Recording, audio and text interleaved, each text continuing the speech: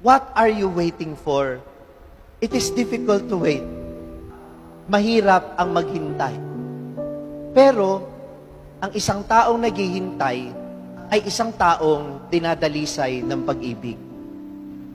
Meron tayong kasabihan sa Ingles, absence makes the heart grow fonder.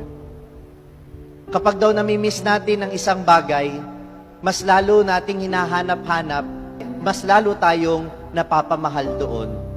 Kaya sana, sa ating paghihintay sa Panginoon, sa pamamagitan ng ating pananalangin, sa pamamagitan ng ating pagdalo sa banal na misa, ito ay nagpapatunay na tayo ay nananatiling naghihintay sa Kanya. Huwag tayong tutulog-tulog sapagkat alam nating matatapos din ang lahat ng ito. Anong ating hinihintay?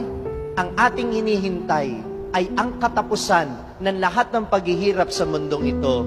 At higit sa lahat, hindi lang natin hinihintay na matapos ito, hinihintay natin na dumating ang Panginoon sa ating buhay. Hindi lamang sa wakas ng panahon, kundi sa araw-araw. Let this Advent season not only be a season of waiting. Hindi lang tayo naghihintay, tayo rin ay naghahanda.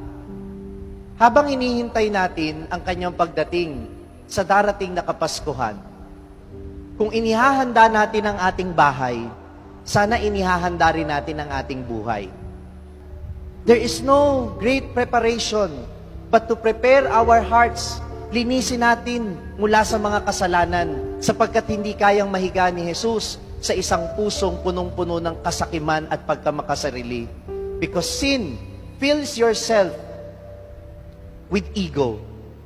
At ang isang pusong mayabang ay hindi karapat-dapat na pagsilangan ng Panginoon sa darating na Pasko. Kaya naman, ngayong panahon ng Adbyento, huwag lang tayong maghintay. Maghanda tayo sa pagdating ng ating Panginoon. Hindi natin alam kung kailan, hindi natin alam kung paano, subalit alam natin kung sino ang darating at kailangan nating paghandaan ang kanyang pagdating. Amen.